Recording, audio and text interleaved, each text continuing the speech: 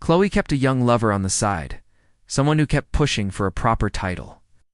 To appease him, she gave him the role I had fought so hard to secure. She was confident I wouldn't dare divorce her. During the press conference for the new drama, she even had the audacity to wear matching couple rings with him, right there in front of a live audience of thousands and countless media cameras.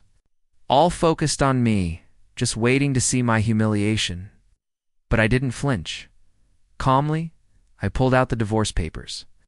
Chloe slammed her hand on the table, instantly sabotaging every brand collaboration I'd worked so hard to secure, and then, with fire in her voice, she declared that within a month, I'd be the one crawling back begging for reconciliation.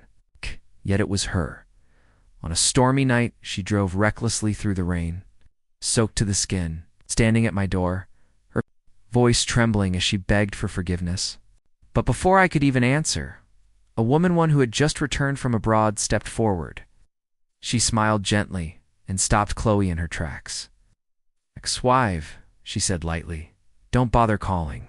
He's too tired to hear you." When the male lead for the movie Daylight was announced, chaos erupted in my studio. "What's going on? They changed the actor without a word? Why didn't anyone inform us? We cleared 3 whole months for this shoot, Ava." My manager, Ava, dialed the production team with a grim look. But she was quickly brushed off with a few casual words. "Why don't you have Matthew call Chloe and ask her himself?" Chloe, the biggest investor in Daylight. And also, my wife. Everyone in the studio turned to look at me. No one said a word, but their eyes said everything. I lowered my head and stared at the name of the new lead actor, Anthony. There were rumors, whispers that he was Chloe's young lover. I never took them seriously. Despite our long marriage, even if Chloe no longer cared for me, she never did anything this outrageous so publicly. But this time, she did. To appease that man who was desperate to be acknowledged, Chloe handed him the lead role I had poured my heart into. She knew exactly how much it meant to me. I called 3 times, no answer. Ava patted my shoulder gently, trying to comfort me. "Go home and ask her properly. You gave up so much for this role. Ow. Don't let it go because of pride." But Chloe didn't come home that night. I waited, from dusk until dawn, sitting on the couch with the cold silence of our home wrapped around me. When she finally returned, she barely glanced my way, no guilt, no explanation. I took the last sip of my tea, set the cup down, and looked up at her. "Why did you replace me?" "Because I felt like it," she said, with a tone so casual it cut deeper than a scream. Then, with a slight tilt of her head, she smiled. Mockingly? "What? Are you upset?" Chloe always knew how to drive a blade in with indifference. She walked closer, bent down just enough to meet my gaze, her eyes full of mockery. "Does the great Matthew, the actor who always gets what? He once really care about some lead role?" The sarcasm stung. I remembered when she once grabbed me by the collar and whispered, "Matthew, as long as you please me, I can put you anywhere you want." And now, she was showing me just how wrong I was to ever turn her down. In the past, I wouldn't have bothered arguing with her. But this time, it was different. Daylight meant more than just a career move.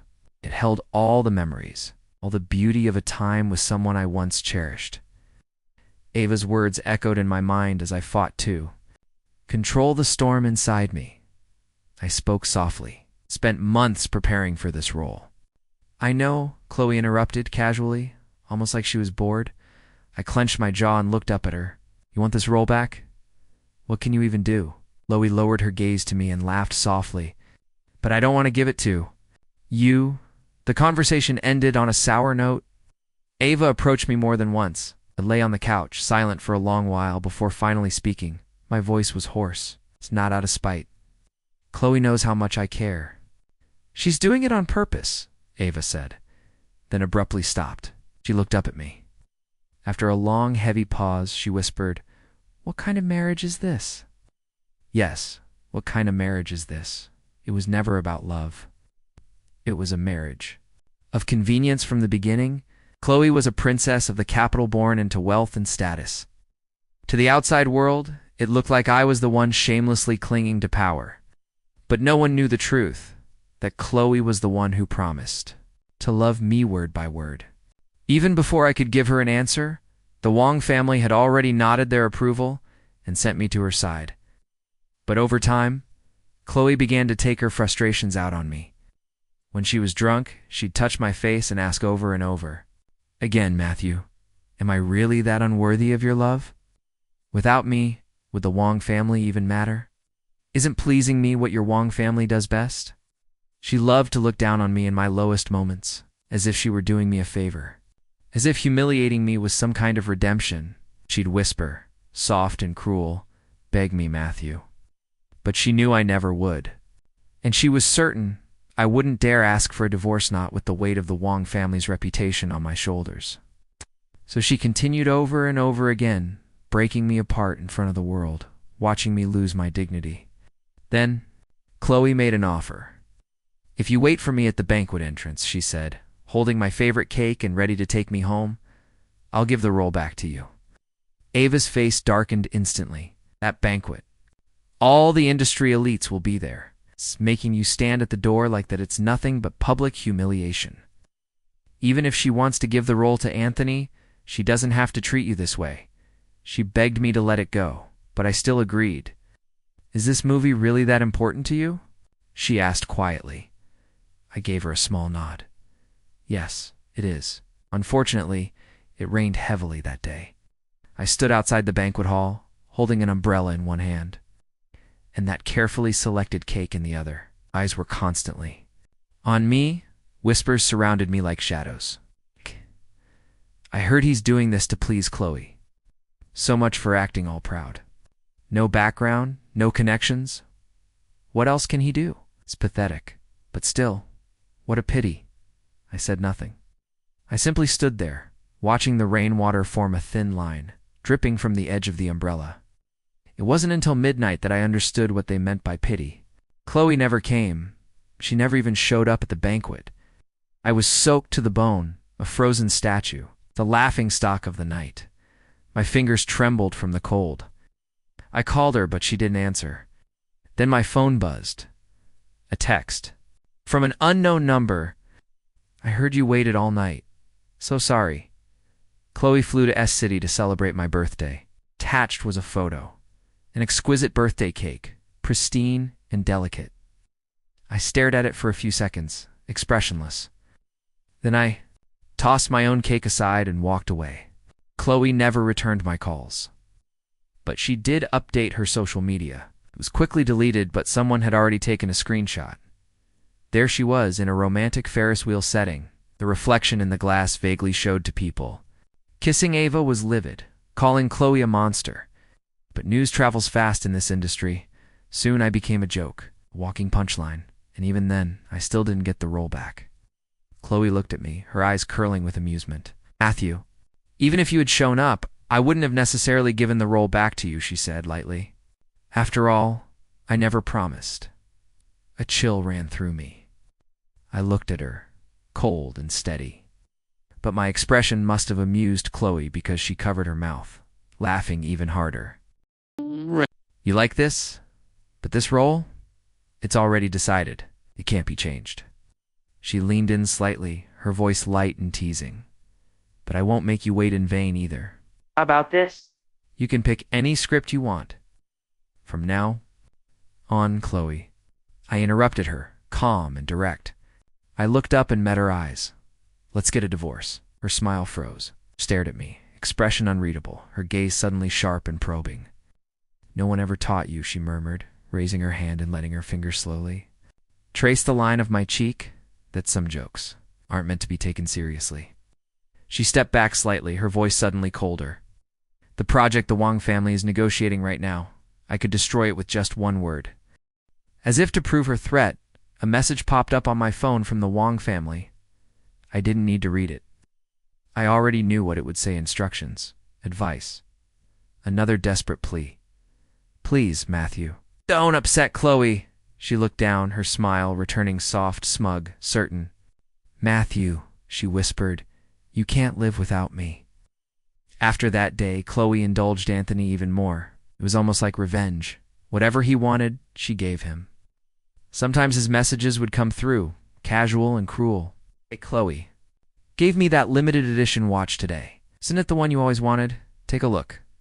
Thanks to you, really. Without you, I wouldn't have met such a wonderful Chloe. Oh, and don't wait up. I'm taking Chloe to watch the fireworks tonight. The numbers changed again and again, but I could never block them all. The more Chloe spoiled him, the louder the online noise grew. Thank God Matthew finally ruined himself. What's a marriage of convenience compared to true love? Matthew, when are you stepping aside for our beloved Anthony? Divorce. As if he's got the guts. Everyone assumed I wouldn't dare leave her. So did Chloe. One night she snatched my phone and stared at the flood of comments. After a moment, she looked up at me, smiling. So, you do care, she said softly. Then why not just ask me? She leaned in close, her breath laced with alcohol, brushing my ear. Matthew, beg me, say what I want to hear. Whatever Anthony has, I can give it to you too. I stared at her in silence. That night, when I had said I wanted a divorce, she hadn't taken it seriously, not even for a second. In her mind, Chloe still controlled the game pulling strings from behind the curtain. She knew exactly how deeply public opinion cut me. She wanted to push me further, to isolate me, to crush my dignity, to see me break and beg. But I wouldn't. I stepped back and pushed her away. Don't come any closer, I said quietly. You're filthy. Chloe froze. She stood there, pale, stunned, as if I'd slapped her across the face. When the Wong family called again, I finally made the trip home. As I opened the door, the room was already full. Their expressions were stiff, cold barely masked disappointment in their eyes. It was clear Anthony's sudden rise had thrown them into chaos.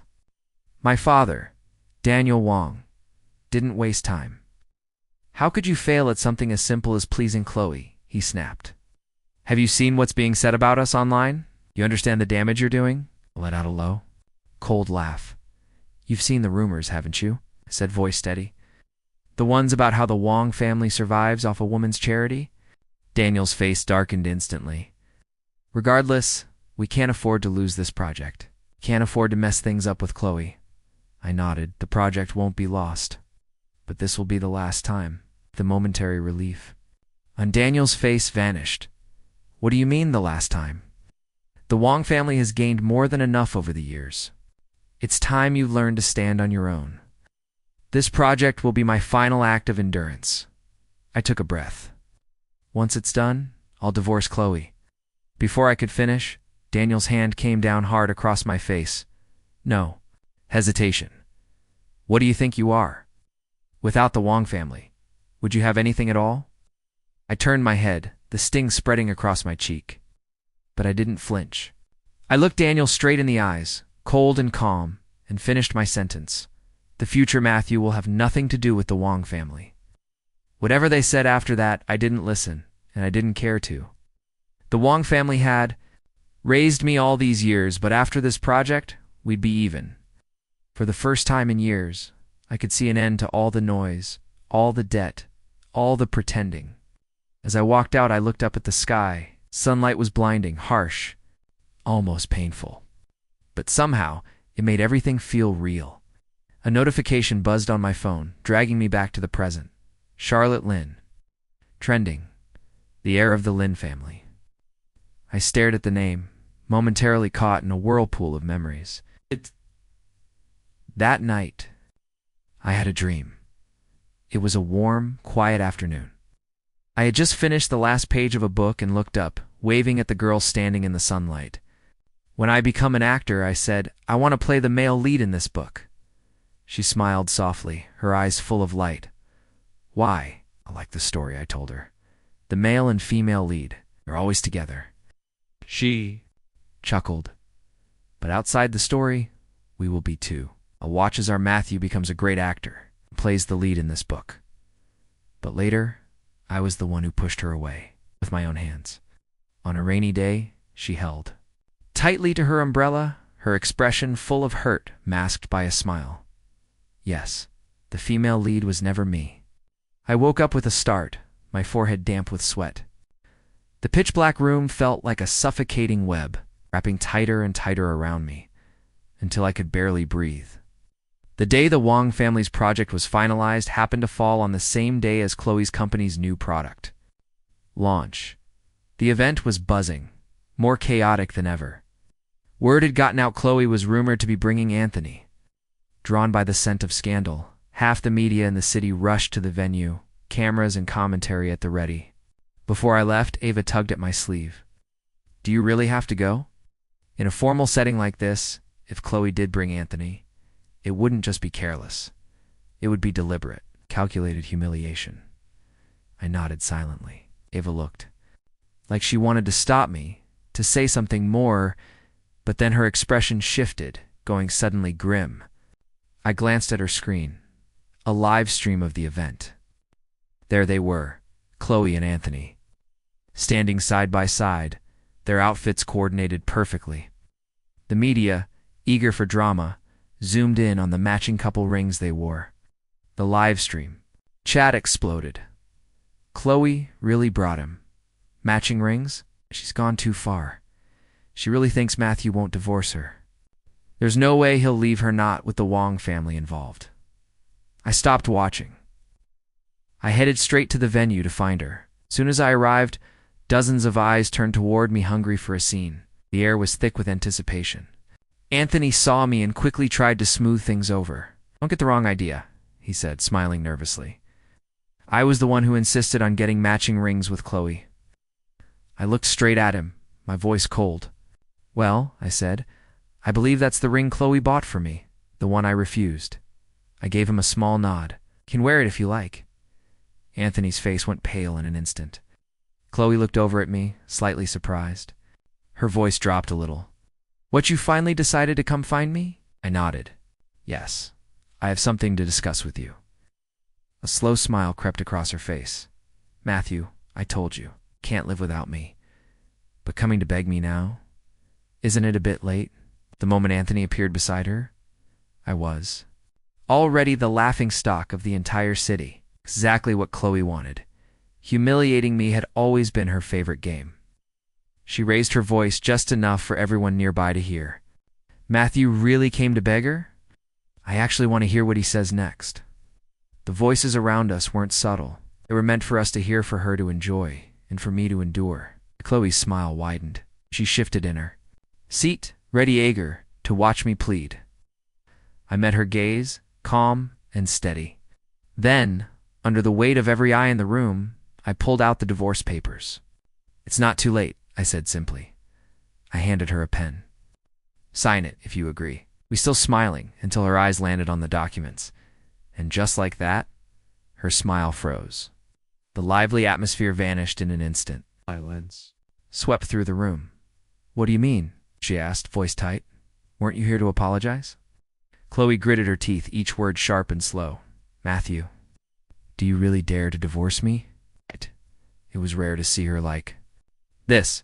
She stared at the papers for a long time before letting out a laugh, one that sounded more angry than amused.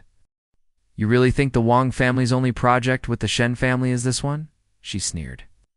"I'll give you time to reconsider." She placed the documents back in my hands. "Matthew, if you take this back now, I can pretend none of this ever happened." "No need to think about it," I said coldly. "Just sign." Chloe had always been sure I'd never leave her, especially not for the sake of the Wong family.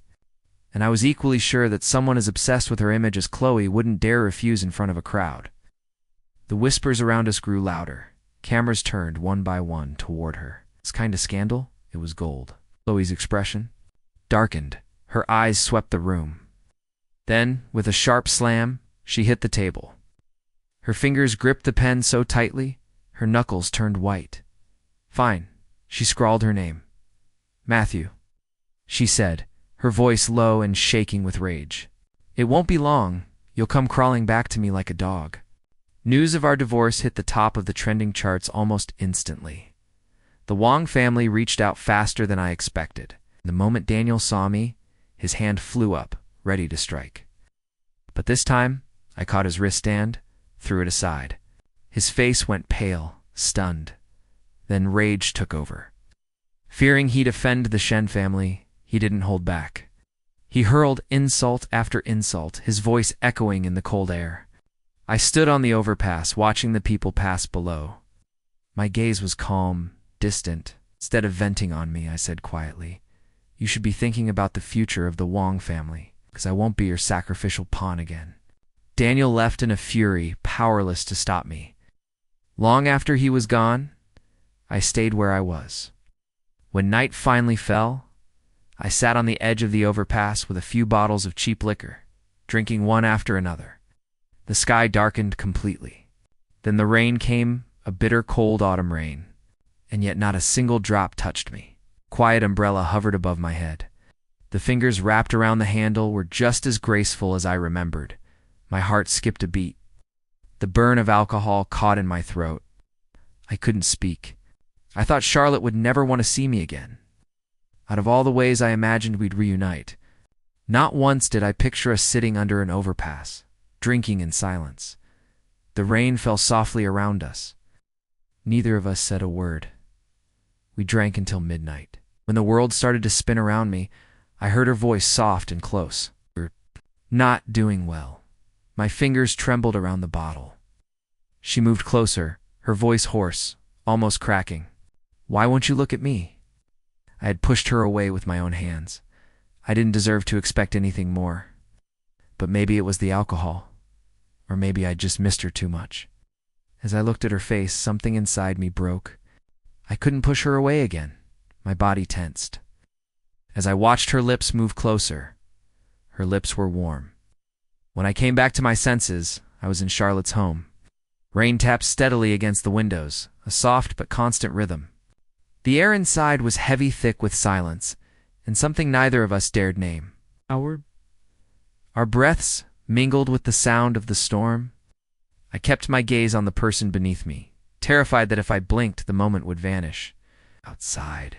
The rain grew stronger. Charlotte bit her lip, trying to keep her composure. Her voice came in a whisper, shaky and breathless.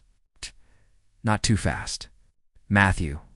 But her words were swallowed by the roar of the rain. The downpour kept falling, wild, relentless. That rainy night was destined to last a long, long time. When I woke, the mess around me made my heart pound with guilt.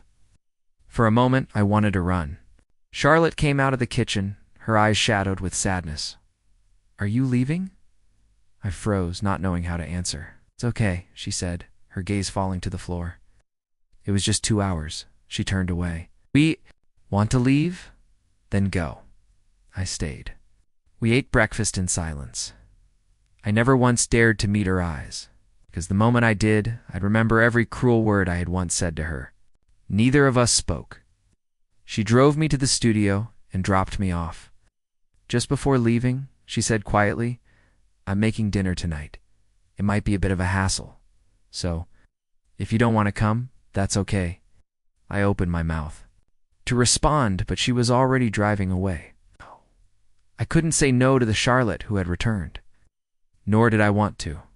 Even if it was only temporary, just a few borrowed moments, I thought. Maybe that would be enough. Angering Chloe led to swift consequences. She cut off all my brand collaborations and let everyone know. Within a month, I'd be the tur. One crawling back to her. I expected her to retaliate. But I hadn't expected just how ruthless she would be. She wanted to see me bow my head, to watch me break. I was blacklisted online. Every audition turned into a silent rejection. Roles. I had prepared months for one to others without explanation. Still, Ava never left my side. "It might be hard for a while," I told her. She didn't answer, just handed me a stack of documents. "No matter how hard it gets, Matthew, you're not stopping here." Chloe had power. But she didn't. Control everything. Whatever role I could get, I gave it everything I had. She wasn't going to bury me. Charlotte picked me up every evening for dinner. She never brought up the past, not once. That quiet stretch of time. It felt like we'd gone back to when we first met, when everything was still gentle, still pure. At night, she would gently nibble my ear, whispering in the haze of passion, "Do you want to have me?" I'd look at her, trying to resist the pull, trying to hold myself back. But Charlotte was patient. Her fingers would slowly trail downward, drawing me in again, like a lone boat caught on a vast endless sea, completely at the mercy of the waves, unable to escape, unable to resist. After the divorce, Chloe never gave Anthony any proper status. One day, Ava showed me a video dim lighting, likely taken in a bar. Anthony was drunk, his eyes red and filled with frustration. He looked at Chloe, voice trembling. "You're divorced. Why can't you give me a place at your side?" Chloe laughed coldly. "And what status do you think you deserve?" She lifted her hand, fingers lightly touching the ring she still wore. "This position is already taken. Matthew will come back." I let out a bitter laugh. Chloe was still waiting for me, so she kept her eyes on everything I did. Every opportunity I touched, she'd move in to disrupt it. Another failed audition. Someone finally admitted it. "It's not that you're not qualified, Matthew. It's just that Chloe." "Maybe," they said carefully. "Maybe you should stop fighting her. Just apologize, and your problems will be solved, right?" I laughed. "Apologize? What exactly did I do wrong? Leaving Chloe? It's the one thing I've never regretted." No sooner had the words left my mouth than a sharp crack echoed behind me. Something shattered. Startled, I turned. The door creaked open, and there she was. Chloe, her face dark with fury. Her eyes locked on me, cold and unreadable. Smile touched her lips, but it was sharp as ice. "Matthew," she said, voice like a blade. "What did you just say?" Chloe had never imagined I would actually leave her. Not for real, not forever. So she waited for me to falter. Give in, to crawl back. But I never did. And slowly, that fact started to eat at her. Something was slipping out of her control. She could feel it, and she hated it. That's when she began escalating, doing everything she could to pull me back in. The results she wanted never came. That's why she was here now. She had to hear it directly from me. But this wasn't what she expected to hear. Her fury was barely contained. Everyone else in the room had the good sense to leave. Only we remained. As I turned to go, she grabbed my wrist. Her voice trembled. "Have you had enough of this?" I looked at her coldly. "Without me, the Wong family is in chaos. And you're a mess too." She raised a hand, touching my face gently, almost pitying. "Matthew, don't you see? You can't live without me. Just beg me." And her voice suddenly cut off. She froze, her eyes fixed on something. My neck, her gaze turned sharp. Her voice rose, shrill and trembling. "What is that?" I touched my neck. And then I remembered last night. Her eyes flared with rage. She gripped my hand tight, her voice low and shaking with fury. "Matthew, what is this? Let go." I pulled free. She stumbled. Back a step, then two, and finally composed herself. After a pause, her voice softened, almost pleading. "Explain. I'll listen. Just explain." I straightened my clothes, laughing bitterly. "What kind of relationship do we even have? Chloe, that I owe you an explanation?" Her brows furrowed. "Matthew, don't call me that." I looked at her, voice firm and final. "As for the Wong family, I have nothing to do with them anymore. Don't use them to threaten me. And as for ruining my career, go ahead, do your worst, but Chloe, you can't trap me, not anymore." With every word, I watched her face drain of color. She stared at me like she didn't recognize me at all. "You didn't leave me because of Anthony, or to get back at me? You actually wanted to leave me from the very beginning? Matthew, after all these years, you never felt anything for me?" I met her gaze, unflinching. "No, never. I made that clear from the start." She shook her head slowly, laughter bubbling up, bitter and broken. "Matthew, I don't believe you." Chloe began appearing around me constantly. Everywhere I went, she showed up. Every time she did, my auditions fell through. She wouldn't say anything. She'd just stand there watching myexpression.com, eyes calculating. Ava nearly exploded on more than one occasion, but I stopped her. "Chloe's vindictive," I warned. "Don't provoke her because of me." As Chloe's shadow loomed larger, I started distancing myself from Charlotte. I couldn't let her get dragged into this mess. Around that time, I was unexpectedly offered a role as a vicious supporting character. As any offer in this climate was rare. It wasn't until I arrived on set and saw Anthony that I understood. He'd been cast as the male lead. It was deliberate. He hadn't come to act. He came to make things difficult. But what he hadn't anticipated was that this wasn't a role he could just coast through. One scene took multiple reshoots because of him. The crew grew frustrated. Whispers started circulating about his lack of talent. Anthony snapped, turning on me. How can I perform with something so irritating around? I raised an eyebrow, unimpressed. Coincidentally, I found him irritating too. Just before leaving set, I turned back and said coldly, "When you've climbed your way up by relying on someone else, you better hold on tight. A single misstep could lead to a painful fall." Anthony was furious. Could almost feel his frustration. Chloe's interest in him had faded, and now he had no choice but to redirect all that resentment toward me. That evening, the sunset was beautiful, deep, golden, serene. I tilted my head to take it in. For me, just being on set again was already a rare privilege, and that was enough, as long as I gave each role my all, with no regrets for myself. Or anyone else. I had nothing to be ashamed of. I didn't see Charlotte again for a whole month. I'd fallen into the habit of avoiding her, afraid of dragging her into the wreckage Chloe had left behind. Whenever I saw her, my instincts told me to turn and walk away.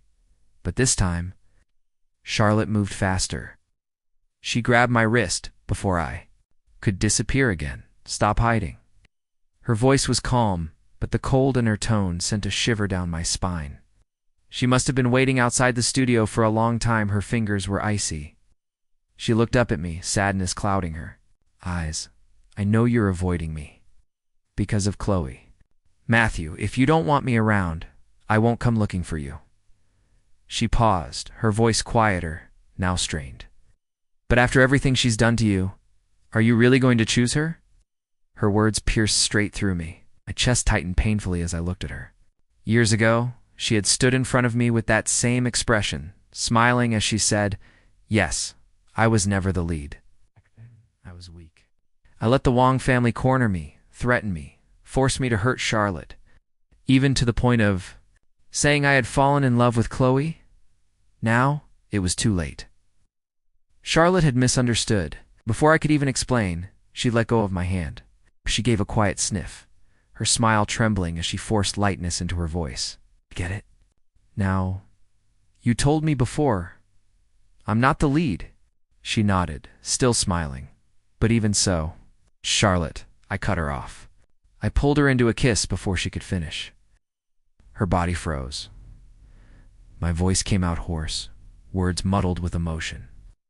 "Charlotte, I love you. I've always loved you. I never chose Chloe. I was just afraid of dragging you down." Charlotte's lashes trembled. "And now," she whispered, "now I'm more afraid of losing you. In the past, I was a coward. Because of that, we lost too much. But this time, I won't push you away again." Her lips curved into a soft smile. She wrapped her arms around my neck and kissed me again, this time, deeply, without hesitation. Through the haze, I finally heard the words she had wanted to say all along. "But even if I'm not the lead, I still love you." After that day, the ever-clingy Chloe suddenly vanished from my life. Curious, I asked Charlotte, "Was this your doing?" Charlotte looked at me calmly. "I know you want to handle things yourself, so I haven't interfered before. But this time, it wasn't for you. The Wong families had their grip on the industry for too long. It's time the Lin family took a share. So I gave Chloe a little trouble, just a warning. Her company's internal issues should keep her occupied for a while." Charlotte didn't like talking about Chloe, so she changed the subject quickly. "Our great actor Matthew, you've got to keep working hard. I know you gave everything you had to Daylight. Don't be sad. Let's keep moving forward. And if you ever get tired, I'll be right behind you." Charlotte was always like this, gentle, steady, understanding. And in that moment, I made a decision. I wouldn't be a blemish in Charlotte's life, not anymore, not the me I was. In the months that followed, I threw myself into my work. Every role I took, I poured myself into it, heart and soul. I wanted to stand beside Charlotte, not in her shadow. I wanted to be her equal by my own efforts. But later, found out what that little trouble really was. It wasn't just a warning. It was a crisis that kept Chloe's company in chaos for months. And the reason Charlotte came back this time wasn't just for me. She came to take on the Shen family. Anthony's terrible acting became a running joke online. Every scene he touched turned into mockery. Set up for with my role as the villain, the twisted, cold-blooded antagonist, struck a chord with audiences. People were drawn to the madness in his eyes. The pain behind the cruelty, it resonated. My following exploded. Millions of new fans in days. Ava was swamped, her phone buzzing constantly with brand offers, scripts, endorsements. And on New Year's Eve, that ever-practical Av, usually so composed, finally let her guard down for a moment. She looked at me, soft-eyed, and said quietly, "I saw everything, Matthew. I watched you survive all of it. During the hardest times, when Chloe made life so suffocating that even drinking water felt like swallowing glass, we still held on. Somehow, we gritted our teeth and endured. And now, slowly but surely, everything was getting better." Ava once told me she hadn't expected my sudden divorce announcement during that live stream, but she supported me fully, no matter how rough things got afterward. She never once considered walking away. Chuckled at the memory. Then she narrowed her eyes. "Don't laugh yet. Explain what's going on with Charlotte." I froze. Charlotte and I had done everything we could to avoid suspicion. I thought I was hiding it well. Truth is, I'd been keeping my distance because, deep down, I didn't feel worthy of standing beside her, not yet. I kept thinking I needed to become better before I could hold her hand without hesitation. Oh. But clearly, I couldn't hide anything from Ava. She looked at me and said, "As long as you're happy, that's what matters." But Charlotte isn't just anyone. I've heard Chloe's still sniffing around for information about you, now that you've improved yourself and have someone remarkable at your side. I wonder what Chloe's reaction will be when she hears about it. I smiled gently and told Ava, "It's New Year's Eve. Let's not bring up unpleasant people." But Chloe was destined to ruin everything. She came looking for me. Of course she did. It was New Year's Eve, and I didn't want her spoiling my mood. I was ready to leave, but she blocked my way over and over again. "Matthew, it's New Year's Eve. It's been months. How long? Are you going to keep this up?" I shoved my hands in my coat pockets and looked at her coldly. "I've been waiting for you to come back and apologize," she said, frowning. "But you're too stubborn. You won't bow your head. You won't. B.E.G. You just left, making decisions without me." She dropped her gaze, her voice softening. "I can let it go, Matthew," she sighed, almost pleading now. "If you'd just say one word to ease the tension, I'll forgive everything. I can give you the resources, the brand deals, whatever you want. Just bow your head." She looked sincere. She looked desperate. But I laughed. In all these months, I'd wondered if she'd changed. Even a little. This proved she hadn't. "Chloe," I said with a calm smile, "there's only one thing I want to say to you right now." Chloe leaned in, eyes glimmering with anticipation. I whispered, "Get lost." Her face twisted. "Matthew, I came to you myself. What more do you want?" "Why do you think I'd ever come back?" I asked plainly. "From the very beginning, you and the Wong family never treated me like a human being. You gave resources. They gave a person. That was the deal. No one ever asked how I felt. To you, I was just a commodity." Chloe interrupted. "That's not true. I genuinely liked you. I wanted us to be together. But you never once gave me a choice," I said. "Never once gave me respect. Your so-called love. Like you, it's cheap." Chloe opened her mouth to argue, but a voice cut her off. "Charlotte, oh, you still have time to flirt?" she said. Arms folded. "Have you even dealt with your company's problems yet?" The moment Charlotte spoke, Chloe's irritation exploded. It was obvious Charlotte had caused her serious trouble lately. Chloe narrowed her eyes. "What are you doing here?" Charlotte smiled sweetly. "I'm here to pick up my husband from work." Chloe's eyes widened in disbelief. The office was empty. Everyone had already gone home for the holiday. Chloe glanced around before settling her gaze on me. Then she watched as Charlotte walked over, adjusted my collar gently, and on her tiptoes, placed a light kiss on my cheek. And just like that, Chloe snapped. "Matthew, who is she?" Ow! She stared at me like she didn't recognize me. "Matthew, come here. Don't stand next to her." Her voice trembled as she stepped closer. "You chose her? Is this because of Anthony? Are you still mad at me? I've already cut ties with him. Will never come between us again." "Matthew," I reached out to fix Charlotte's scarf and looked Chloe in the eye. "Do you remember what I told you before? That I never had feelings for you? Well, I meant it, 'cause all along, you're someone I've always loved." "Don't say it," Chloe whispered, eyes fluttering. "Matthew, please don't say it." But I didn't stop. I held Charlotte's hand and spoke clearly. "The person I love has come back," Chloe ended. Up in the hospital that night, New Year's Eve, she had been so furious with Charlotte that she couldn't take it. I'm not sure what Charlotte said to her. She covered my ears, but judging by Chloe's reaction, it wasn't anything pleasant. Chloe spent the new year in the hospital, spiraling into a slump that lasted for weeks. Ava couldn't hide her smile when she brought it up. Later, when I saw Anthony again, our positions had completely flipped. I was now the popular male lead, the star, and it was just another forgotten name. He had faded into obscurity, a supporting actor constantly criticized for his poor performances. The crew gave him nothing but cold glances and whispered complaints. As I walked past him one day, I couldn't help but smile, just like I had on that rainy night when he sent that message. "I heard you really wanted this lead role," I said calmly. "Sorry, I got it. Through my own acting skills." Anthony's jaw clenched. His eyes burned with frustration, but he couldn't say a word. Chloe had already discarded him completely, and with his limited talent, it was nearly impossible for him to climb back up again. Eventually, his name disappeared from the industry quietly, without fanfare. After Chloe was discharged from the hospital, the arrogance she'd always carried seemed to vanish overnight. She began sending me limited edition gifts, waiting outside in the cold with a cake waiting all night, even experiencing what I had. Once endured in silence, no one expected this. No one thought the once proud Chloe, always sharp-tongued and untouchable, would become so humble. Before all this, she had even tried to approach Charlotte, hoping to dig up the past and wedge herself between us. But Charlotte had faced her calmly. "Matthew went through hell while I was gone," she had said softly. "I can't bring myself to blame him.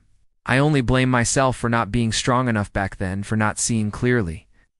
Love," she said, "often feels like a debt. Chloe, someone as selfish as you might never understand that our front entrance was buried in gifts." Charlotte stood quietly, gazing at them for a while. "What should we do with all this?" she asked gently. Before I could reply, she looked away and said, "If you like them and you want to keep them, it's okay. I won't mind." I laughed and pulled her into my arms. "Charlotte, are you jealous?" she smiled, pretending to be sweet and understanding. But afterward, not a single item remained, not even the ribbon. Everyone who was waiting for me to run back to Chloe, they didn't get the ending they wanted. Instead, what they got was the announcement of my engagement to Charlotte. The day after our engagement went public, the sky opened up with heavy rain. Chloe, shocked and desperate, sped through the storm to find me. Soaked from head to toe, she stood at our door, knocking quietly. "Matthew," she called out softly. "Is it true? You're engaged, are you? Mad at me? I only chased after Anthony to make you jealous, to get your attention. I just wanted you to care. I just wanted you to try to love me. I didn't know how to love before. I was wrong. Matthew, can't you give me another chance?" She kept talking. She poured her heart out, desperate, clinging to anything that might bring me back. But I didn't hear a single word, because by then, I was already too tired to care. When the door finally opened, it wasn't me she saw. It was Charlotte. Ow. Leaning against the doorway, her smile was sweet sharp enough to cut, still eavesdropping on people's doors. She said lightly, "Too bad, my husband's tired. He can't hear you. And instead of drooling over someone else's man, maybe you should focus on your own company." She tilted her head slightly. "From what I've heard, it might not survive much longer." For once, Chloe didn't argue. Her eyes filled with tears as she looked at Charlotte. "Can I see him?" "Just once." But before she could finish, Charlotte gently, but mercilessly, shut the door in her face. My wedding with Charlotte was extraordinary, grand, and unforgettable. Coincidentally, that very same day, the Wong family teetered on collapse, and the Shen family filed for bankruptcy. Oh, yeah. On her way to the wedding, Chloe was in a car accident. When Charlotte heard the news, she smiled faintly, eyes curving like crescent moons. "How lucky," she whispered. Everything good happened on the same day. She was in an unusually cheerful mood the whole day, and by nightfall, it only got better. Her breath warm against my ear, she smiled mischievously and gently. Wrapped a strip of cloth who knows from where around my wrist. Her voice was soft, teasing. "Could we, just for tonight?" Seeing the cloth, I felt a twinge of dread. Lately, Charlotte had been getting more and more creative with her ideas. Before I could respond, she pouted and pulled back slightly. "Never mind, if you don't want to, it's okay. It's just promised on our wedding night, but it's okay, really." Charlotte's always sweet, always understanding, leaned in and kissed me. "It's okay, but moments like this leave no room for refusal." And in the end, it was Charlotte who ended up tied up instead. The long night stretched endlessly. She whispered her regrets more than once, but she never got the chance to finish a single sentence.